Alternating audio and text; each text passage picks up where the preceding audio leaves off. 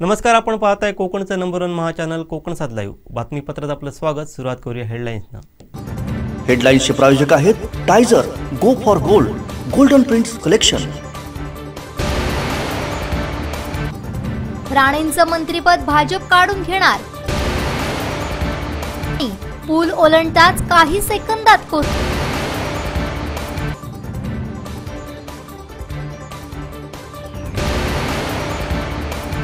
हेडलाईन्सचे प्रायोजक आहेत टायझर, go for gold, golden prints collection. आता पाहूया सविस्तर बातम्या.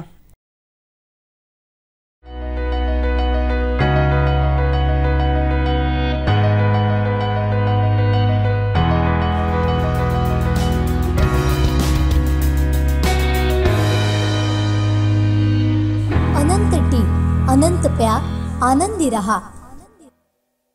आषाढी एकादशी निमित्त पंढरपुरात विठ्ठल रुक्मिणी यांची शासकीय महापूजा मुख्यमंत्री एकनाथ शिंदे आणि त्यांच्या पत्नी लता शिंदे यांच्या हस्ते संपन्न झाली. पूजा करताना मंदिराचा गाभारा विठू माऊलीच्या जयघोषात दुमदुमून गेला.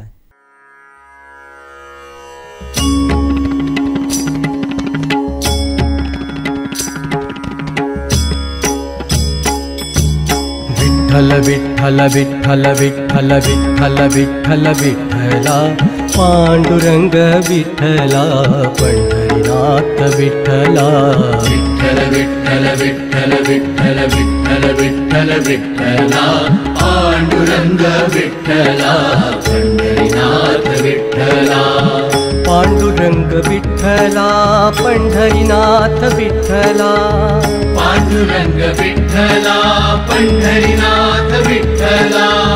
पांडुरंग विठ्ठला, पंढरीनाथ विठ्ठला, पांडुरंग विठ्ठला, पंढरीनाथ विठ्ठला.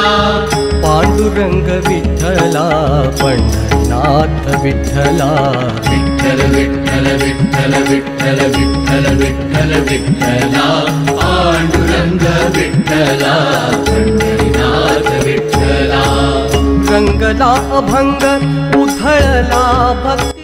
एकनाथ शिंदेंसोबत त्यांचे वडील संभाजी शिंदे, मुलगा खासदार श्रीकांत शिंदे आणि संभाजी शिंदेंचा पणतू मुख्यमंत्र्यांचा नातू रुद्रांश शिंदे यांनी सहभाग नोंदवत शिंदेंच्या 4 पिढ्यांच्या हस्ते पूजा संपन्न झाली. पांडुरंग अंग अंग झाला पांडुरंग, टाळ चिपळ्या संगे बोलतो मृदंग, टाळ चिपळ्या संगे बोलतो मृदंग. अंग अंग झाला पांडुरंग, अंग अंग झाला पांडुरंग.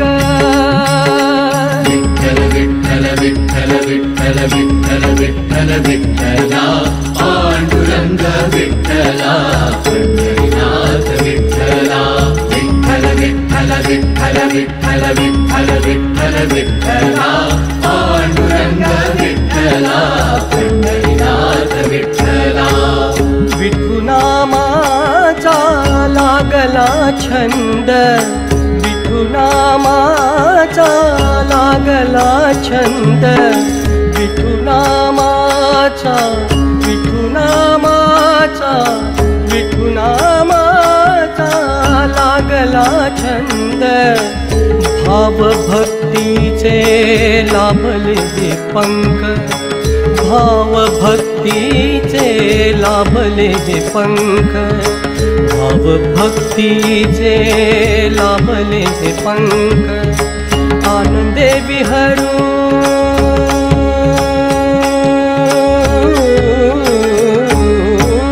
आनंदे विहरू आम्ही विठूचे विहंग, आनंदे विहरू आम्ही विठूचे विहंग. अंग अंग झाला पांडुरंग, अंग अंग झाला पांडुरंग, पांडुरंग. अंग अंग झाला पांडुरंग. विठ्ठल विठ्ठल विठ्ठल विठ्ठल विठ्ठल विठ्ठल विठ्ठला, पांडुरंग विठ्ठला, पंढरीनाथ विठ्ठला. विठ्ठल विठ्ठल विठ्ठल विठ्ठल विठ्ठल विठ्ठल विठ्ठला पांडुरंग विठ्ठला पंढरीनाथ विठ्ठला. मुख्यमंत्री एकनाथ शिंदे हे 4 पिढ्यांनी दर्शन घेतलेले बहुधा पहिले मुख्यमंत्री असावेत. आज पहाटे विठ्ठल रुक्मिणी यांची शासकीय महापूजा पार पडली. भाविकांमध्ये उत्साहाचं वातावरण होतं. शिंदे कुटुंबाचे नातेवाईकही यावेळी उपस्थित होते. मुख्यमंत्री एकनाथ शिंदे यांच्यासोबत त्यांचा नातू होता.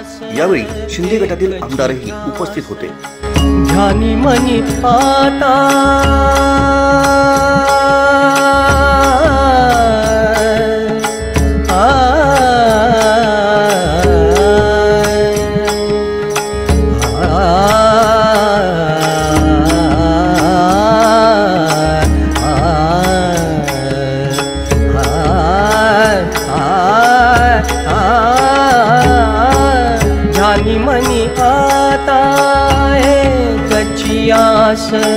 एकची ध्यास पंढरीच्या वाटेवर आमुचा प्रवास.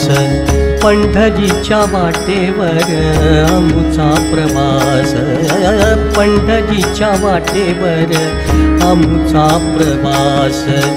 हरिचरणासी राहू हरिचरणासी राहू हरिचरणासी राहू होनी निसंग.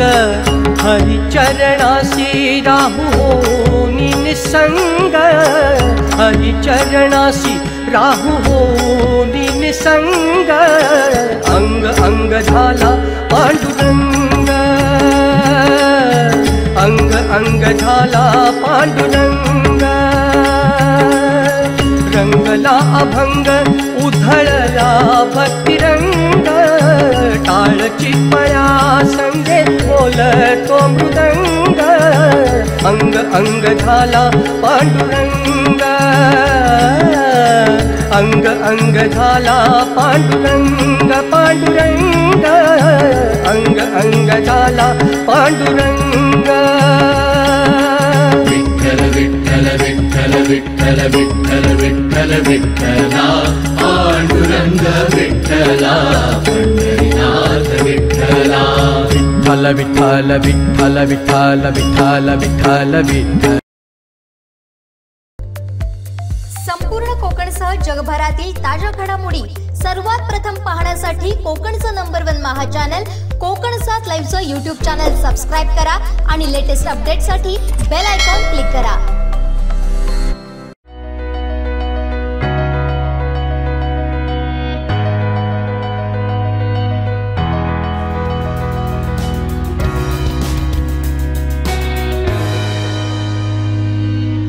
अनंत टी अनंत प्या आनंदी रहा. प्रतिपंढरपूर म्हणून ओळखल्या जाणाऱ्या सावंतवाडीतील विठ्ठल मंदिरात आषाढी एकादशी निमित्त भक्तांची मंदिराळी पाहायला मिळाली. पहाटेपासूनच विठुरायाच्या दर्शनासाठी भाविकांचा जनसागर लोटला होता. पाहूयात.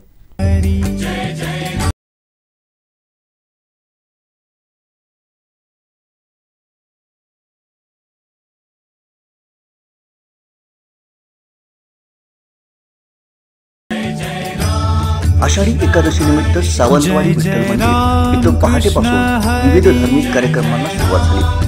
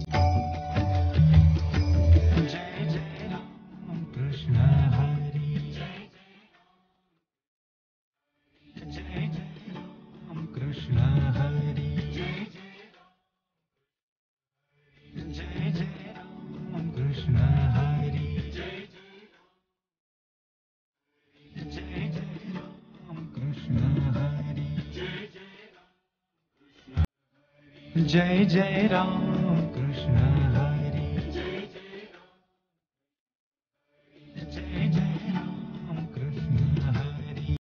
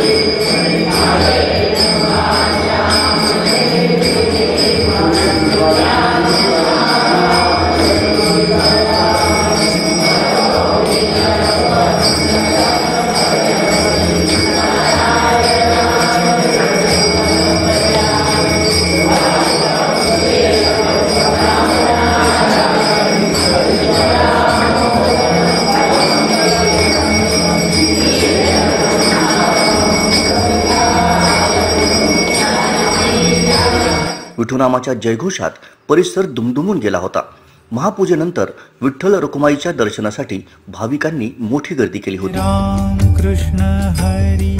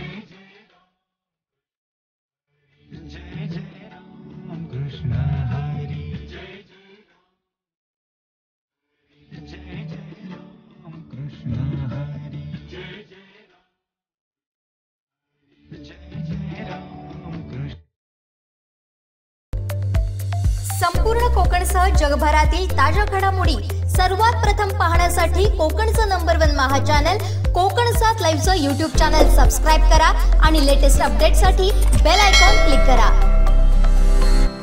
अपघातासारख्या कोणत्याही इमर्जन्सीसाठी आता प्रवासाची रिस्क घेण्याची गरज नाही, कारण आता कणकवलीत सर्व अत्याधुनिक सुविधांनी सुसज्ज आहे डॉक्टर नागवेकर हॉस्पिटल आणि नर्सिंग होम. अत्याधुनिक ट्रॉमा केअर, अत्याधुनिक ambulance, trauma care surgeon, neurosurgeon उपलब्ध, रक्तपेढीची सुविधा, 20 किलोमीटर परिसरात ॲम्ब्युलन्सची मोफत सुविधा. डॉक्टर नागवेकर हॉस्पिटल आणि nursing home 24/7 emergency service. Mobile 9852 108 108 आणि 8803 108 108. मोती तलावाकाठी स्विफ्ट कारचा अपघात झाला. मोती तलावाच्या कठड्याला स्विफ्टची धडक बसून हा अपघात झाला. अपघातात कारचं मोठं नुकसान झालं असून कारवरचं नियंत्रण सुटल्यानं हा अपघात घडला.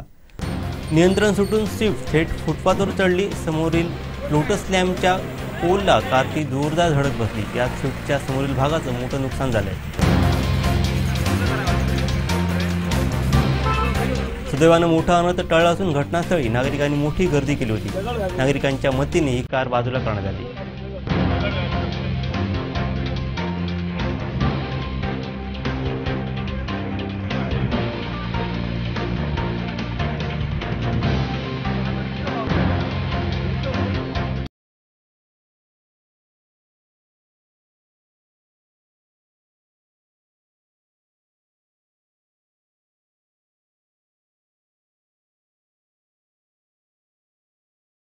रासायनिक खतांच्या व कीटकनाशकांच्या अतिवापरामुळे जमिनींचे आरोग्य बिघडले. यावर फक्त एकच उपाय, ऊर्जित शाश्वत जीवाणू समृद्ध सेंद्रिय खत. शेतकरी मित्रांनो, शाश्वत हे खत सर्व फळझाडे, फुलझाडे, ऊस, हळद, भाजीपाला इत्यादी सर्व पिकांसाठी उपयुक्त आहे. शाश्वत खताच्या वापराने पिकांच्या मुळांची लांबी व संख्या वाढते. शेतकरी बंधूंसाठी ऊर्जित शाश्वत जीवाणू खत वाढविल शेतकऱ्यांची आर्थिक पत. काजवा शेतकरी सेवा केंद्र पंढूर. एकीकडे चंद्रभागेतीरी वारकऱ्यांचा मेळा जमला असतानाच गोव्यातल्या मांडवीतीरी बंडखोरांचा मेळा जमलाय. महाराष्ट्रातल्या बंडखोर आमदारांनी काही दिवसांपूर्वीच गोव्यात वास्तव्य केलं होतं.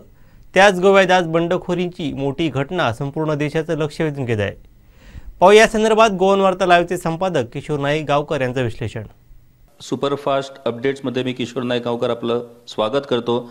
सर्वात प्रथम सगळ्या प्रेक्षकांना आषाढी एकादशीच्या आणि ईदच्या शुभेच्छा. आज आषाढी एकादशीचा दिवस. पंढरपुरात चंद्रभागेच्या तीरी आज संतांचा मेळा, वारकऱ्यांचा मेळा भरलेला आहे. मोठ्या प्रमाणात वारकरी मंडळी आज आपली वारी संपून पंढरपूरला पोचलेले आहेत आणि विठ्ठलाच्या दर्शनासाठी सगळे वारकरी आतुर झालेले आहेत. अशा या भक्तिमय वातावरणात आजचा दिवस हा उजाडलेला आहे. अशा या भक्तिमय दिवसाच्या दिवशीच आज गोव्यात मात्र वेगळंच राजकारण शिजतंय. एक म्हणजे तिकडे चंद्रभागेच्या तीरी संतांचा, वारकऱ्यांचा मेळा भरलेला आहे आणि इथं गोव्यात मात्र मांडवी तीरी राजकीय बंडखोरांचा मेळा भरलेला आहे. अशी परिस्थिती निर्माण झालेली आहे.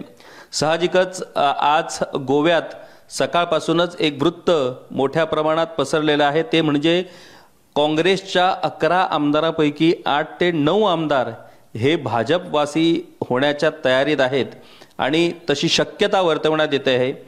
अर्थात या गोष्टीला खुद्द भाजपच्या वरिष्ठ नेत्यांनी दुजोरा दिलेला आहे आणि त्यामुळेच आम्ही या ठिकाणी या अपडेटमध्ये याची माहिती देत आहोत. काल महत्त्वाची बैठक काँग्रेसच्या आमदारांची पार पडली. काँग्रेसचे प्रभारी दिनेश गुंडू राव हे गोव्यात तातडीने रवाना झाले आणि त्यांनी काँग्रेसच्या सगळ्या आमदारांची बैठक एका खाजगी हॉटेलात घेतली. या ठिकाणी 11 पैकी 10 आमदार या बैठकीला हजर होते. एकमेव मडगावचे आमदार, माजी मुख्यमंत्री, माजी विरोधी पक्षनेते दिगंबर कामत हे मात्र या बैठकीला गैरहजर होते, कारण ते काणकोण येथे कार्यक्रमानिमित्तानं ते व्यस्त होते, त्यामुळे ते या बैठकीला हजर राहू शकले नाहीत. परंतु ज्या 10 आमदारांसोबत बैठक काल दिनेश गुंडू राव यांनी पार पाडली, त्या बैठकीनंतर त्यांनी पत्रकार परिषदही घेतली आणि त्यांनी या काँग्रेसच्या आमदारात फूट पडण्याच्या या बातमीला पूर्णपणे फेटाळून लावलं आणि ही निव्वळ अफवा आहे असा दावा त्यांनी केला. त्याच्यानंतर काँग्रेसचे प्रदेश अध्यक्ष अमित पाटकर यांनीही अशा पद्धतीच्या अफवा हा जाणीवपूर्वक पसरवल्या जात असल्याचं म्हटलंय. खुद्द विरोधी पक्षनेते मायकल लोबो यांनीही पत्रकारांशी बोलताना या गोष्टीचा नकार दिलेला आहे. आणि ही जी बैठक होती ती बैठक उद्या सोमवारपासून जे पावसाळी अधिवेशन सुरू होते आहे त्या पावसाळी अधिवेशनाच्या निमित्तानं काँग्रेसची स्ट्रॅटर्जी काय असेल, कशा पद्धतीनं सरकारला घेरण्यात यावं याची रणनीती निश्चित करण्यासाठी ही बैठक होती असं त्यांच्याकडून सांगण्यात आलं. काँग्रेसच्या 11 आमदारापैकी जवळजवळ 8 आमदार हे नवीन आमदार आहेत, पहिल्यांदाच विधानसभेवरती निवडून आलेले आहेत आणि त्यामुळे त्यांना मार्गदर्शन करण्यासाठी, त्यांना स्फूर्ती देण्यासाठी आणि त्यांना कशा पद्धतीनं विधानसभेत सरकारचा सामना करायचा या दृष्टिकोनातून त्यांना ॲडवाइस करण्यासाठी दिनेश गुंडूराव इथे आले होते अशी माहिती यावेळी देण्यात आली. परंतु काही का असेना, जसं आपण म्हणतो की जिथे आग लागली तिथे धूर हा निश्चितच निघणार आहे. परंतु काँग्रेस आमदारांनी किंवा काँग्रेस नेत्यांनी जरी ही शक्यता फेटाळली असली तरी निश्चितपणे हालचाली सुरू आहेत हे आताच्या घटनाक्रमावरून आपल्याला स्पष्टपणे दिसून आलंय. काँग्रेसचा 2/3 गट म्हणजे 8 आमदारांचा गट हा भाजपात प्रवेश करण्यासाठी निश्चित झालेला आहे. या संबंधी अप्रत्यक्षरित्या या आमदारांनी ही शक्यता फेटाळलेली नाही, परंतु हे कधी घडणार हे मात्र त्यांनी निश्चितपणे सांगितलेलं नाही. परंतु आजचा दिवसच का अशी एक शक्यता किंवा असा प्रश्न विचारला जातो. परंतु आजचा दिवस का, तर 10 जुलै 2019 रोजी म्हणजे 3 वर्षापूर्वी काँग्रेसचे तत्कालीन विरोधी पक्षनेते बाबू कवळेकर यांच्या नेतृत्वाखाली 10 आमदारांचा गट हा भाजपवासी झाला होता. सगळ्यात मोठा हादरा त्यावेळेला काँग्रेस पक्षाला भाजपतर्फे देण्यात आला होता आणि त्याचीच पुनरावृत्ती आता आजच्या दिवशी म्हणजे 3 वर्षपूर्तीच्या दिवशी अशाच पद्धतीची पुनरावृत्ती करून काँग्रेसचं पानिपत करण्याचा जो डाव आहे तो भाजपनं आखलेला आहे. भाजपला कुठल्याही परिस्थितीत काँग्रेस मुक्त भारत बनवायचा आहे आणि त्याचाच भाग म्हणून या अशा पद्धतीनं या काँग्रेस पक्षाला खिंडार पाडण्याचे प्रयत्न सुरू आहेत. आता आम्ही वेगवेगळ्या काँग्रेस नेत्यांकडे या संबंधी बोललो, त्यांच्याकडे चर्चा केली, त्यांना विचारलं की हे नेमकं का घडतंय असं, म्हणजे काँग्रेसचे आमदार एवढ्या मोठ्या प्रमाणात का फुटतायत आणि सगळेच भाजपाकडे जात आहेत, सगळ्यांनाच काय मंत्रिपद मिळू शकणार नाहीत, मग मंत्रिपद जर मिळू शकत नाहीत तर मग हे काँग्रेस आमदार का म्हणून भाजपात जात आहेत. तर त्यांचं असं म्हणणं आहे की एकंदरीत काँग्रेसची राष्ट्रीय पातळीवरतीची परिस्थिती निर्माण झालेली आहे ती एवढी निराशजनक आहे की कुठल्याही पद्धतीचा सपोर्ट, कुठल्याही पद्धतीचा पाठिंबा हा राज्यातल्या काँग्रेस नेत्यांना मिळत नाहीये. जर या विरोधी आमदारांनी इथल्या सत्ताधारी भाजपला जर प्रश्न विचारले किंवा सत्ताधारी भाजपला जर वेठीस धरण्याचा प्रयत्न केला तर त्यांना टार्गेट करण्यात येतं आणि अशा वेळी टार्गेट केल्यानंतर त्यांना राष्ट्रीय पातळीवरून कुठल्याही पद्धतीचा सपोर्ट किंवा पाठिंबा मिळत नाही. मग अशा परिस्थितीत त्या पक्षात राहून उपयोग काय असा प्रश्न आता हेच काँग्रेसचे आमदार विचारू लागलेले आहेत. त्यांच्या मतदारसंघातील विकास कामं ही ते विरोधात असल्यामुळे रखडली जात आहेत, ती रखडवली जात आहेत, ती कामं पुढे नेली जात नाहीत. परंतु जेव्हा हे आमदार जेव्हा भाजपात जाणार आहेत त्यांना मंत्रिपद जरी मिळाली नसली तरी लोकांची कामं त्यांना करता येणं शक्य आहे. दुसरी गोष्ट आपण महाराष्ट्रात बघितलं की एकनाथ शिंदे गट जो शिवसेनेचा गट आहे तो फुटून आज भाजपाबरोबर त्यांनी महाराष्ट्रात सत्ता स्थापन केलेली आहे. या गटानं अद्यापही भाजपात प्रवेश केलेला नाही. त्या गटाचं म्हणणं आहे की खरा शिवसेनेचा गट हा एकनाथ शिंदेच गट आहे आणि त्या संदर्भातले जो कायदेशीर लढा आहे तो सुरूच आहे. परंतु आजच्या घडीला ही महत्त्वाची बातमी ती म्हणजे काँग्रेसचे 11 पैकी जवळजवळ 8 ते 9 आमदार हे भाजपच्या प्रवेशासाठी सज्ज झालेले आहेत. आत्ताच आम्ही भाजपच्या एका वरिष्ठ नेत्याशी संपर्क साधला, त्यांनीही या गोष्टीला दुजोरा दिलेला आहे. त्यांनी म्हटलेलं आहे की प्रवेशाचा जो विषय असेल तो मग होणार, परंतु जो प्रत्यक्ष त्यांना पहिल्यांदा सभापतीकडे जाऊन पत्र द्यावं लागणार आहे की आम्ही 2/3 गट हा काँग्रेसपासून वेगळा होतोय म्हणून आणि त्याच्यानंतर बाकीच्या सगळ्या गोष्टी होणार आहेत. आज खरं म्हणजे आषाढी एकादशीचा दिवस, सगळीकडे विठ्ठलमय भक्तीचं वातावरण सगळीकडे पसरलेलं आहे. वेगवेगळ्या ठिकाणी विठ्ठल रखुमाई मंदिरात पूजा अभिषेक सुरू आहेत. खुद्द मुख्यमंत्री डॉक्टर प्रमोद सावंत यांनी आकडी येथील विठ्ठल रखुमाई मंदिराला सकाळी सपत्नीक भेट देऊन तिथे पूजा केली, तिथं अभिषेक केला आणि संपूर्ण गोव्याच्या गोमंतकीयाच्या सुख शांती सुरक्षेसाठी तिथे प्रार्थना केली. या भक्तिमय वातावरणात कुठेतरी या राजकीय वातावरणाचा मिसळ झालेला आहे आणि तिथे चंद्रभागेच्या तीरी वारकरी आणि संतांचा मेळा भरलेला असताना इथे गोव्यात मात्र मांडवीच्या तीरी हा राजकीय बंडखोरांचा मेळा भरलेला आहे. याचा नेमका निकाल कधी लागतो, नेमकी ही प्रक्रिया कधी पूर्ण होते, या बंडखोर गट आता जे भाजपात प्रवेश करणार आहेत अशी जी वार्ता आहे ती वार्ता नेमकी कधी खरी ठरते हे पाहणं आता उत्सुकतेचं ठरणार आहे. आणि त्याची उत्सुकता किंवा त्याकडे संपूर्ण गोव्याचं आणि आता संपूर्ण देशभराचं लक्ष लागून राहिलेलं आहे. कारण बंडखोरांचं माहेरघर जसं पंढरपूर हे वारकऱ्यांचं माहेरघर असं आपण म्हणतो, तसं गोवा हे आता बंडखोरांचं माहेरघर बनलेलं आहे. खरं म्हणजे बंडखोरांना स्फूर्ती या गोमंत भूमीत चढते असं आपल्याला पाहायला मिळतं आणि असं आपल्याला दुर्दैवानं म्हणावं लागतं. कारण अलीकडेच महाराष्ट्रातला बंडखोर गट हा गोव्यातच तळ ठोकून होता हे देखील आम्ही बघितलेलं आहे. पूर्वी भाजपाकडून मगो आणि काँग्रेसच्या बंडखोरांची उदाहरणं दिली जात होती आणि कशा पद्धतीनं राजकारणाचं दुर्दैवीकरण किंवा राजकारण कशा पद्धतीनं खाली जात आहे याची उदाहरणं भाजपकडून दिली जात होती. आज तोच भाजप त्याच बंडखोरीचा कित्ता गिरवताना आपल्याला गोव्यात दिसत आहे. खरं म्हणजे भाजपाकडे पूर्ण क्षमतेचं बहुमत आहे. असं असतानाही या विरोधी पक्षातल्या आमदारांना आपल्याकडे घेऊन भाजप नेमकं काय करू पाहतोय हा प्रश्न आता खरोखरच लोकांना नव्हे तर प्रत्यक्ष भाजपच्या कार्यकर्त्यांनाही पडला आहे. अशा पद्धतीच्या प्रतिक्रिया या आपल्याला भाजपच्या कार्यकर्त्याकडून पाहायला मिळतात. खरं म्हणजे उद्यापासून जे पहिले अधिवेशन या सरकारचं सगळ्यात मोठं पावसाळी अधिवेशन सुरू होणार आहे. या अधिवेशनात नेमकं सरकारला विरोधक कसे घेरतात याकडे लोकांची उत्सुकता होती. कारण लोकांचे अनेक प्रश्न आज आहेत जे कधीच चर्चेला येत नाहीत. कारण विरोधात हे प्रश्न मांडण्याची कुवत असलेल्या विरोधात एकही आमदार नाही अशी लोकांची भावना बनलेली आहे.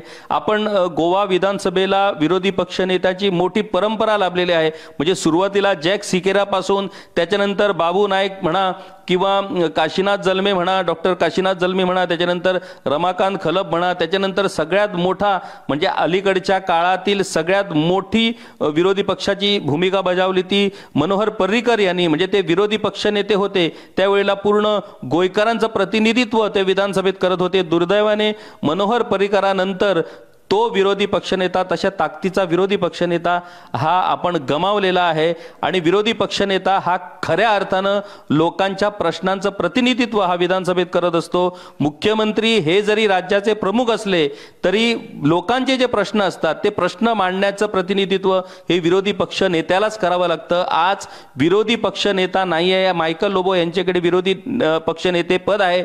त्यांनी स्वतः सांगितलं की आपण सरकारला जाब विचारणार आहे. परंतु सरकारच्याच एका मंत्र्याकडनं म्हणजे टीसीबी मिनिस्टर विश्वजित राणे यांनी वेगवेगळ्या गैरप्रकारांच्या वरून मायकल लोबो यांना टार्गेट केलेलं आहे आणि तेच मायकल लोबो आज भाजपमध्ये जाणार आहेत अशी वार्ता आहे. आता नेमकं हे काय घडतंय, हे राजकारण नेमकं काय आहे हे आता गोयकरांच्या समजण्या पलीकडचं राजकारण घडताना आपल्याला दिसतंय. आता जर खरोखरच हा गट जर भाजपात गेला मग तर विरोधात राहणार कोण अशी परिस्थिती निर्माण झाली. मग विरोधात राहिले ते म्हणजे आम आदमी पार्टीचे 2 आमदार, आरजीपीचा 1 आमदार आणि गोवा फॉरवर्डचा 1 आमदार अशी परिस्थिती विरोधकांची बनणार आहे. आणि मग या परिस्थितीत विरोधक सरकारला काय जाब विचारणार किंवा सरकार या विरोधकांना सन्मान देणार काय किंवा या विरोधकांचं म्हणणं ऐकून घेणार का असे वेगवेगळे प्रश्न आज गोयकरांच्या मनात तयार झालेले आहेत.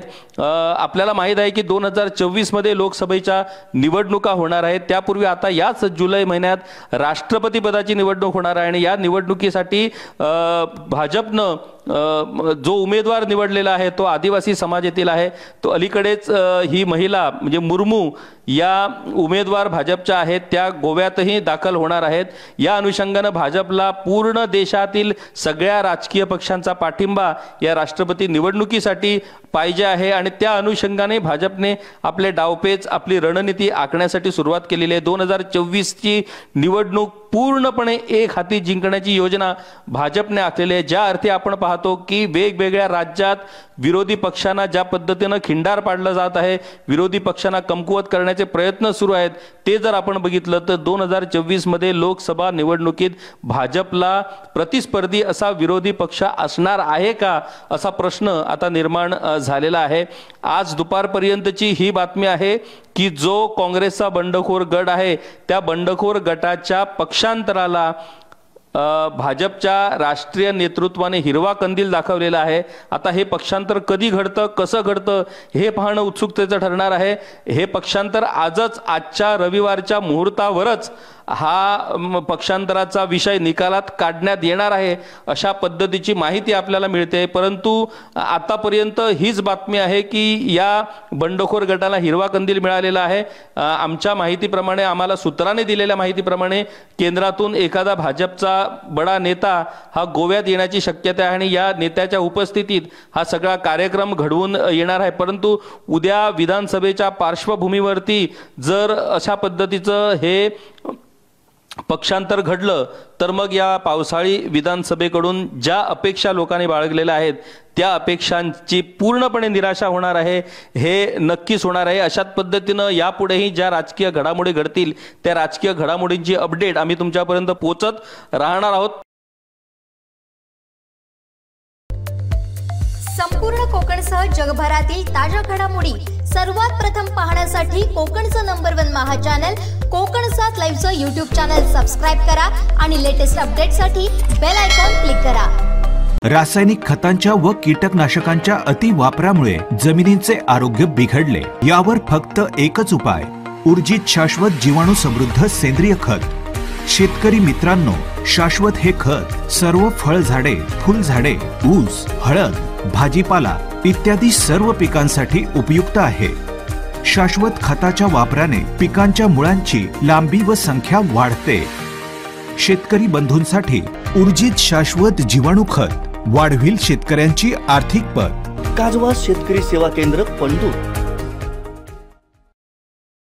एकनाथ शिंदे गटातील बंडखोर शिवसेना आमदार यांच्यावरती उद्धव ठाकरे यांच्या आदेशाने कारवाई करण्यात आली। शिवसेनेकडून तानाजी सावंत यांची सोलापूर जिल्हा संपर्क प्रमुख पदावरून हकालपट्टी करण्यात आली। त्यांच्या जागी अनिल कोकडी यांची नियुक्ती करण्यात आली आहे। शिवसेनेचं मुखपत्र असलेल्या सामनात याबाबत निवेदन प्रसिद्ध करण्यात आलं आहे। यावर आता तानाजी सावंत काय प्रतिक्रिया देतात हे पाहावं लागेल। काही दिवसांपूर्वी शिवसैनिकांनी तानाजी सावंत यांच्या पुणे आणि सोलापूरमधील कार्यालयांची तोडफोड केली होती। त्यानंतर तानाजी सावंत यांनी शिवसैनिकांना इशारा दिला होता। आता मात्र थेट पक्षप्रमुखांनीच कारवाईचा बडगा उगारलाय। सर्वोच्च न्यायालयात सोमवारी एकनाथ शिंदे गटाच्या 16 आमदारांच्या अपात्रतेबाबत निर्णय दिला जाणार आहे। यावेळी निकाल एकनाथ शिंदे गटाच्या बाजूने लागल्यास शिवसेनेची मोठी अडचण होऊ शकते।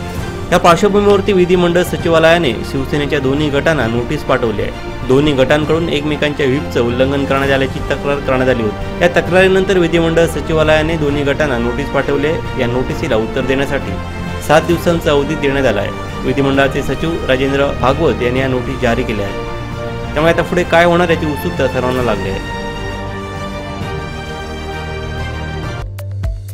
संपूर्ण कोकणसह जगभरातील ताज्या घडामोडी सर्वात प्रथम पाहण्यासाठी कोकणचं नंबर 1 महा चॅनल कोकणसात लाईव्हचं यूट्यूब चॅनल सबस्क्राइब करा आणि लेटेस्ट अपडेटसाठी बेल आयकॉन क्लिक करा।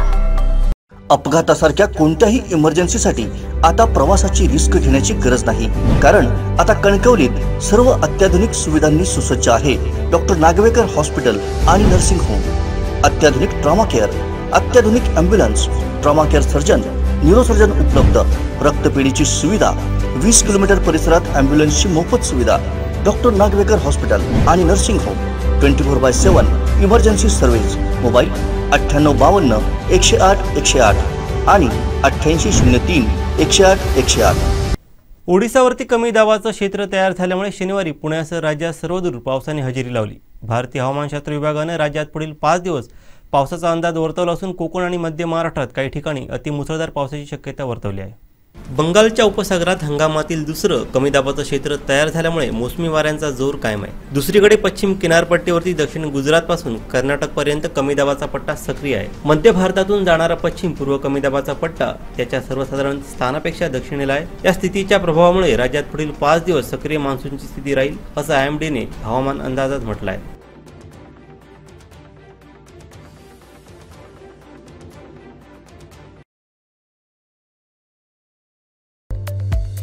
संपूर्ण कोकणसह जगभरातील ताज्या घडामोडी सर्वात प्रथम पाहण्यासाठी कोकणचं नंबर 1 महा चॅनल कोकण 7 लाईव्हचं यूट्यूब चॅनल सबस्क्राईब करा आणि लेटेस्ट अपडेटसाठी बेल आयकॉन क्लिक करा. रासायनिक खतांच्या व कीटकनाशकांच्या अति वापरामुळे जमिनींचे आरोग्य बिघडले. यावर फक्त एकच उपाय, ऊर्जित शाश्वत जीवाणू समृद्ध सेंद्रिय खत. शेतकरी मित्रांनो, शाश्वत हे खत सर्व फळझाडे, फुलझाडे, ऊस, हळद, भाजीपाला इत्यादी सर्व पिकांसाठी उपयुक्त आहे. शाश्वत खताच्या वापराने पिकांच्या मुळांची लांबी व संख्या वाढते. शेतकरी बंधूंसाठी ऊर्जित शाश्वत जीवाणू खत वाढविल शेतकऱ्यांची आर्थिक पत. काजवा शेतकरी सेवा केंद्र पंढूर. भाजपचे विधान परिषदेतील नवनिर्वाचित आमदार प्रसाद लाड यांच्या घराबाहेर एक बॅग सापडल्याची माहिती समोर आली आहे. अज्ञात व्यक्ती त्यांच्या घराबाहेर ही बॅग सोडून गेल्याचं समजते. प्रसाद लाड यांचे निवासस्थान माटुंगा परिसरात आहे. रविवारी पहाटे अज्ञात व्यक्तीने या घराच्या बाहेर बॅग ठेवली होती. मात्र ही व्यक्ती कोण आहे आणि त्याने प्रसाद लाड यांच्या घराबाहेर बॅग ठेवली याबाबतचा अजून तपास लागलेला नाही. काय आहे ह्या संदर्भातली माहिती? सकाळी 5:30-6च्या सुमारास मला सिक्युरिटीमधला फोन आला आणि त्यांनी सांगितलं की घराच्या बाहेर एक मोठी बॅग पडली आहे. तर मी सकाळी खाली आलो तर पाहिलं तर त्या बॅगेमध्ये 3 वेगवेगळ्या बॅगा होत्या. पोलिसांना कॉल केला, कंट्रोल रूमला कॉल केला आणि ॲडिशनल कमिशनरशी बोलल्यानंतर पोलीस पथक आलं. ती बॅग उघडली असता त्यामुळे त्यामध्ये पैसे, सोने, चांदी, नोटा, नाणी, मूर्त्या अशा प्रकारचा ऐवज त्या बॅगेमध्ये होता. माझ्या घराच्या बाहेर 24 तास पोलीस संरक्षण असतं. पोलिसांना कोणीतरी संशयित व्यक्ती दिसला म्हणून त्याला हटकण्याचा प्रयत्न केला तर त्या व्यक्तीने ती बॅग टाकून पळ काढला. परंतु अशा प्रकारे ही घटना माझ्या घराकडे दुसऱ्यांदा घडलेली आहे. अशा प्रकारे संरक्षण असताना अशा घटना घडणं योग्य नाही. आज बॅगेमध्ये ऐवज सापडला, पण उद्या कदाचित तर त्यामध्ये दुसरं काही असतं तर निश्चितपणे घातपात होण्याची शक्यता होती. त्यामुळे मी पोलिसांना देखील विनंती केली आहे की या बाबतीत रात्रीचं गस्त पथक वाढवावं आणि या विभागात ज्या प्रकारे संशयितरित्या लोक जी फिरतात ते कुठेतरी थांबलं. संपूर्ण कोकणसह जगभरातील ताज्या घडामोडी सर्वात प्रथम पाहण्यासाठी कोकणचं नंबर 1 महा चॅनल कोकण 7 लाईव्हचं यूट्यूब चॅनल सबस्क्राईब करा आणि लेटेस्ट अपडेटसाठी बेल आयकॉन क्लिक करा.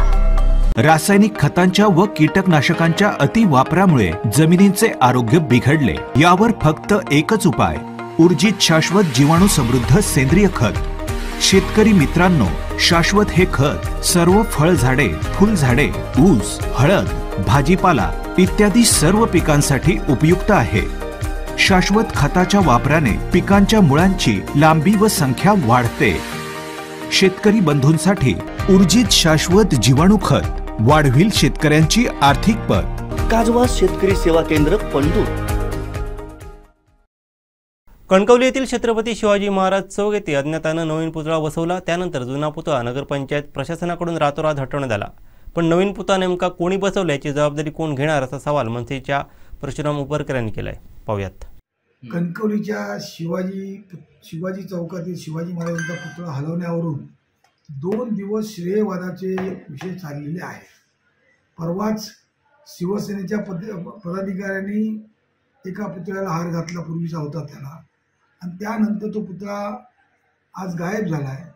आज खऱ्या अर्थाने या पुतळ्यासाठी मनसेने ज्यावेळी नगरपालिकेने बोलवलेल्या बैठकीला पालकमंत्र्यांसमोर आणि असलेल्या अधिकाऱ्यांसमोर की हा पुतळा जो सन्मानपूर्वक अतिभव्य जागेत आणि अति असलेल्या ज्या शासकीय जागेमध्ये बसवावा अशा प्रकारची मागणी केली होती.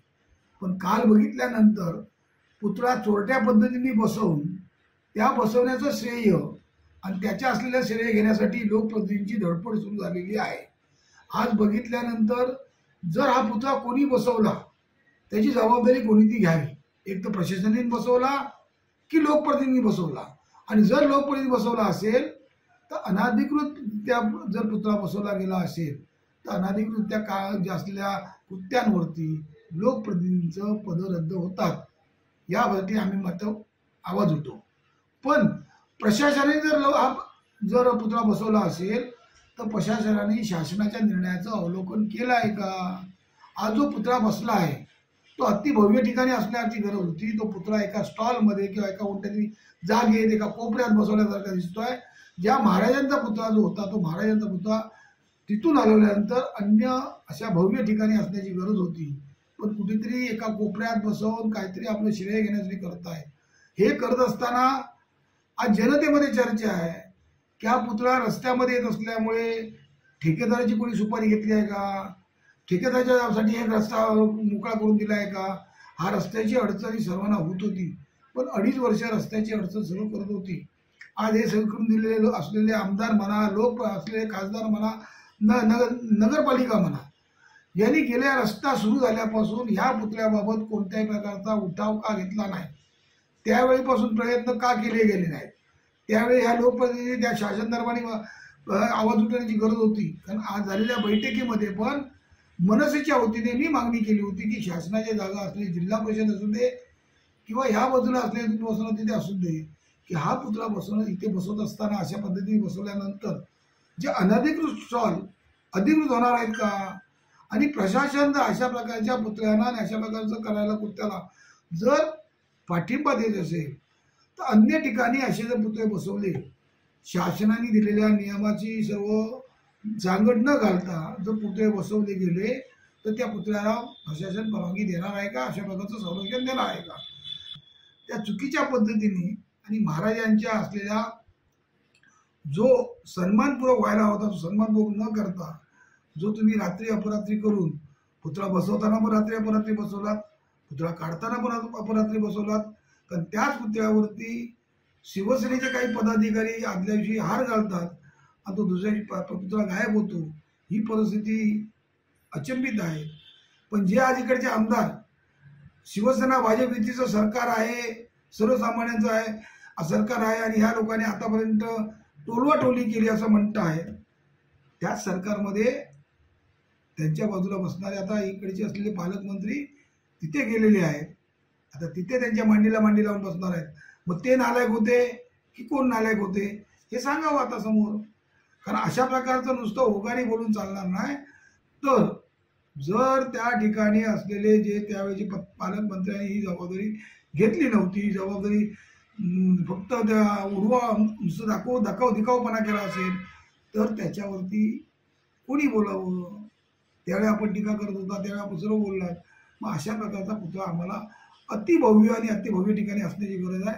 प्रशासनाने याची जबाबदारी घ्यावी आणि योग्य तो उपचार करावा. आणि प्रशासनाने जर पुरीचा पुतळा हलवला असेल तर प्रशासनाने हे सांगावं तो पुतळा हलवून आम्ही इथे अधिकृत बसवलाय, अशा प्रकारे जाहीर करावं.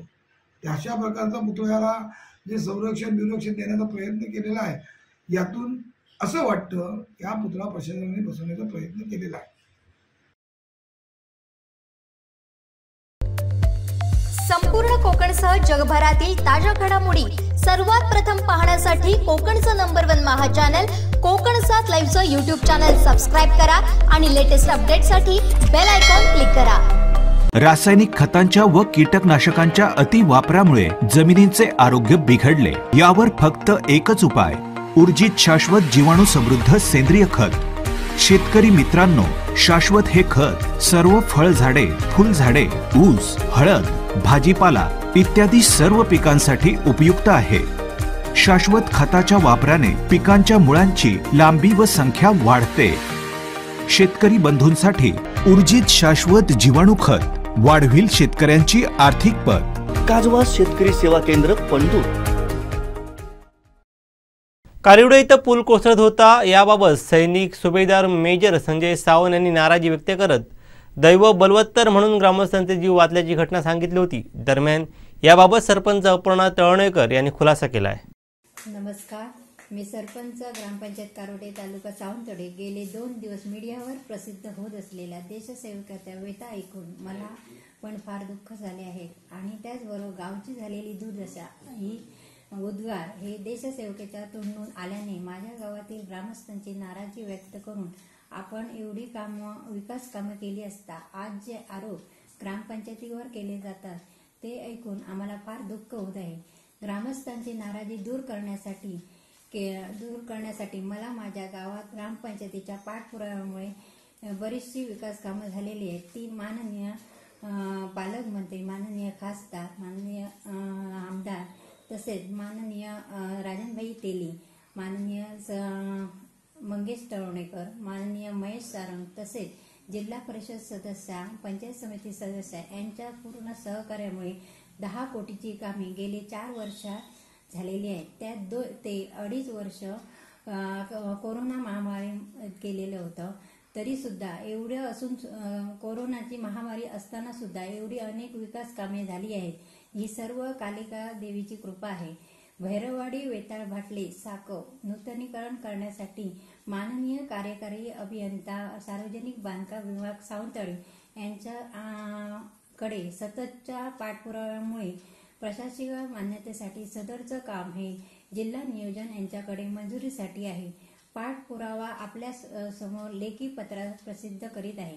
आपण सादर करत असलेल्या विकास कामाबद्दल ज्या माझ्या कारोडे गावातील ग्रामस्थांनी मला मदत म्हणजे हस्तांतरण बक्षीसपत्र याच्यासाठी आम्हाला मदत केलेली आहे, त्यांचे आम्ही ग्रामपंचायत सदस्य पदाधिकारी अधिकारी यांचे सतत आम्ही ऋणी राहू.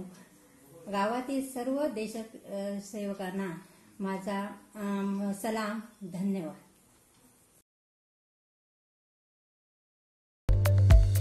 संपूर्ण कोकणसह जगभरातील ताज्या घडामोडी सर्वात प्रथम पाहण्यासाठी कोकणचं नंबर 1 महा चॅनल कोकण 7 लाईव्हचं यूट्यूब चॅनल सबस्क्राईब करा आणि लेटेस्ट अपडेटसाठी बेल आयकॉन क्लिक करा.